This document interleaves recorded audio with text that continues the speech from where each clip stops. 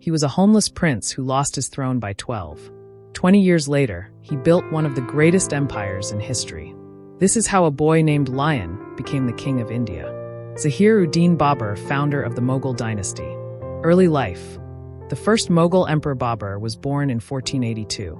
His real name was Zahir-ud-Din, but his mother used to call him Babur, which means lion in Turkish language. His father Umar Sheikh Mirza was the Khan or ruler of a small state called Fergana. In Turkestan came from a Turkish family of Timur the Great, and his mother from the family of Genghis Khan, who was a famous Mongol chief. Babur was 12 years old when his father died due to an accident. While he was feeding his tame pigeons in a pigeon house, which was built on the edge of a steep hill, fell down and died. After his father's death, Babur became the Khan of Fergana. Enemies tried to capture his state with the help of his chiefs. Babur spent the next 12 years fighting to keep his throne, and however, his strong opponents forced him to leave Fergana. Ibrahim Lodi and Babur. There was a king of Delhi who was cruel and unjust. His name was Ibrahim Lodi, who belonged to the last of Delhi Sultanate's dynasty, the Lodi dynasty. His ministers disliked him, and the people feared him. One of his ministers, Daulat Khan, who was the governor of Punjab, sent a message to Babur saying, "Come and help me to attack Sultan Ibrahim Lodi." Babur agreed to this and marched with his army to Lahore and Daipalpur, and finally managed to capture both cities. Seeing this, Daulat Khan got scared and backed off completely for assisting Babur. He then realized that his small army was unable to face an even strong army, so he went back to Kabul. But later in 1526, he again marched against Ibrahim Lodi with a force of 25,000 men. Ibrahim Lodi, at Panipat, was anxiously waiting to meet Babur with an even stronger force of 1,000,000 soldiers and 1,000 elephants that were well trained to fight. However, Babur was an intelligent and clever general and displayed his superb warfare skills in the battlefield.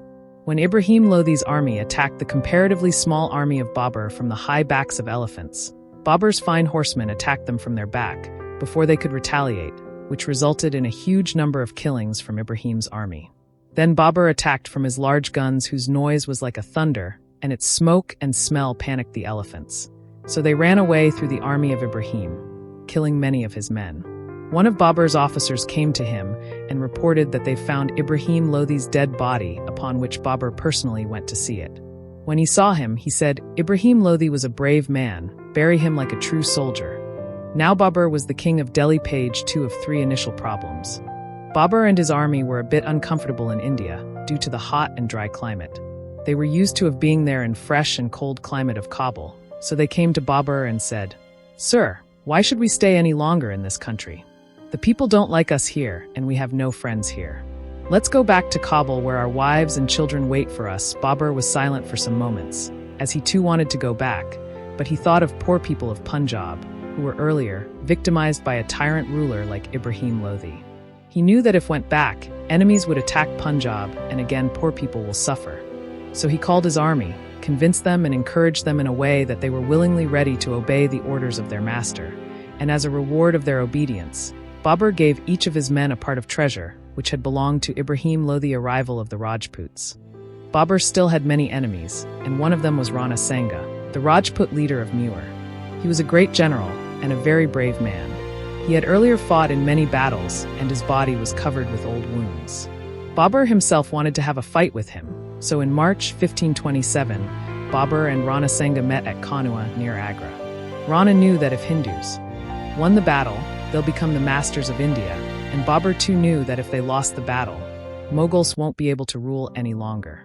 Babur's officers came to him and said, "Sir, the Rajputs are well-trained soldiers, and we cannot be sure that we shall beat them." Babur replied, "Every man has to die one day. Only God lives forever. It is better for a man to die well than to live badly. If we die today on the battlefield, we shall die like true men, and if we live, we shall be the winners. Let us promise on the Holy Quran that none of us will leave the battle while he is alive." The Rajputs attacked the Mughals extremely fiercely and killed many of the emperor's men. Babur shot with his heavy gun when Rajputs came forward. However, Rana Sanga had so many soldiers that they were still able to fight with them. Then again, Babur used the same strategy, as he used with his battle against Ibrahim Lodi. His soldiers attacked the Rajputs from the horseback from their behind, and at the same time, Babur used his heavy gun from the front. This made the Rajputs completely unable to defend themselves any longer. Babur was now the king of the entire northern India. Rana Sanga was not killed and reached to the hills safely, however died a year later, which weakened the strength of the Rajputs and the power of the Hindus was broken. Page 3 of 3 Noble Character. The Rajputs were still in search of Babur to kill him. One of the young Rajput planned to kill Babur, and for the same, he went to Delhi. He heard about Babur that he often dressed as a common man and walked on the streets to inquire about the well-being of his people. While the young Rajput was on his way in search of Babur, suddenly people started to shout as there was a wild elephant running madly on the streets, and there was a child in front of him. No one dared to save the child as the elephant hit that child with his trunk. All of a sudden a man came to rescue the child when the elephant was about to crush him under his feet, and in doing so, his turban fell off and people recognized him. It was Babur. The young Rajput knelt down in front of him and confessed that he was there to kill him, but got immensely impressed by his noble character.